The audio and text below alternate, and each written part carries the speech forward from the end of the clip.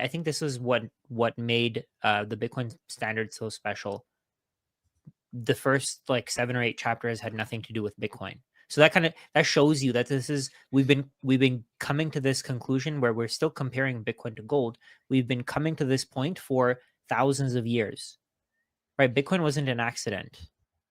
It what led us to this? It's thousands of years of innovation, of people thinking and people trying to solve the problem of storing value for the future. It's not like it's random.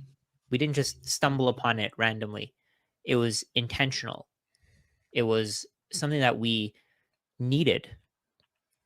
Great point. And this is something that everybody can access. Every single person on earth can access it. So this isn't something that I wouldn't say that I would say that we're still very early. Because 1% of the world figured it out. What percent of the world do you guys think has figured it out? That's what I want to ask you, because what I was just about to say there was I was listening to a guy, I forget what it was on, maybe just a YouTube clip or Instagram, maybe even, but his thesis was try to find a solution for a problem that 1 billion people have. If you can find a solution to a problem that 1 billion people have, you're going to do very well. But I was like, well, what if you found a solution to a problem that 8 billion people have? Because every single person on this planet, they have energy to store. And the only place that they can store that currently is their fiat currency. It could be the US, it could be the UK, it could be Canada, it could be anywhere. Every single person on this planet has a government that has the ability to print money. So Bitcoin is a solution to a problem that 8 billion people have, which is a pretty big thing. So it's like where my mind went there was like, if there was a company that had a product or a service that solved a problem for 8 billion people, would you want to invest in it? Probably.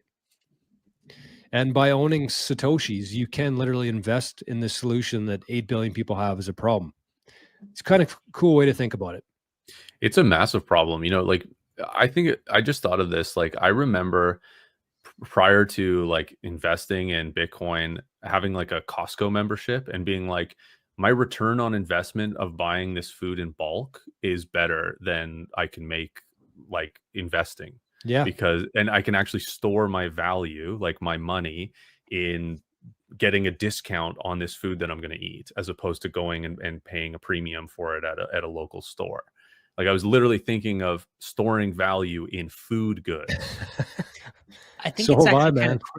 I think that's kind of crazy, because I was thinking about, like, if you go to Costco, they have this massive bag of chocolate chips. It's like 1.6 kilograms or something like that. At one point, it was $16, $16.99. At the time, I thought it was expensive. Now, it's $36.99. Wow. So holding bags of chocolate chips would have been a better investment than the S&P 500. A better store of value.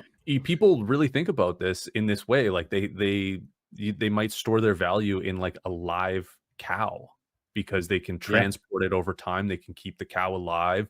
They might even have yield on it. If it's a female, they can get some milk, right? And at the end of the day, they can butcher it and sell that meat, and that meat's going to raise in value over time compared to their local currency. So like if you have to be thinking of a store of value in like something like a cow or like grains or bags of grain or something, like that's a serious problem. Like store of value is such a massive problem. And I love that how you framed it, Jor. Like this is a problem that 8 billion people in the world have, and Bitcoin is the solution to this problem. And this makes me think of like crypto. Everybody think, oh, what do you think about Sol? What do you think about this and that? It's like, what is the problem that these are solving? Mm-hmm. They're not like, I can't conceptualize the problem that these are solving. And even if I can, it's the problem that it's solving is the market cap of it, the importance of it is so minimal compared to what Bitcoin is solving for, which is a store of value. Yes. Yeah. And I guess it goes back to that chart that Jor was sharing there, right? You can't print gold. You can't print the things that we need. You can't print cars. You can build them. You can put in the time, energy, and effort, the resources, the raw materials, but you can't just print them. Unlike the thing that we use to value literally everything. That's broken. Like that's a crazy system. The fact that the money is losing value while everything. So I think that was something that something that Jeff Booth might have said. He said, when money is abundant, everything else becomes scarce. Like Yeah. something along those lines. That was like that's like the thing that he said with in the book that he wrote. What's it called? The Mhm. Price of Tomorrow. That's basically Mhm. what he wrote, right? When money becomes abundant, then everything else becomes scarce because people start chasing producing more money because they know that they don't have to work. They can just create more money and they can just go to a bank and they can borrow money for a mortgage or a personal line of credit and they barely have to pay any interest.